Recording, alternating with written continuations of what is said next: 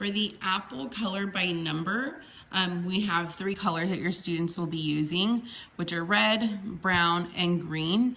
If you guys do not have those colors, you can just have them color the apple down here. If you do have red, brown, and green, I would say to actually use those numbers and the colors at the same time. But if you don't have those colors, as long as your students are coloring down here, you can ask them what numbers these are, and if they're identifying, that's okay.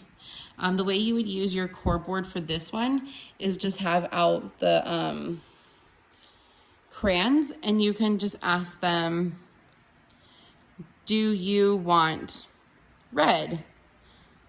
Or do you want green? And they can choose which colors they want to do first. You don't have to go into order or anything, or your student can just tell you, I want brown.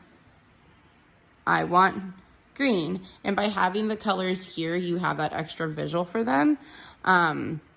So they start with red. They're just going to color the apple all red. Sorry, it's hard with one hand. They're gonna just color the apple red. I'll just do this.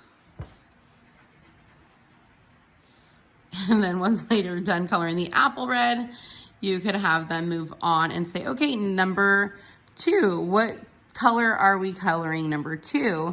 And then they can say green, or they can find the green here and tell you that they want green. And then they would just color based off the numbers. They would color here, all the number 2s, and they'd have to find and identify where all the 2s are at, where the 1s are at, and where the 3s are at.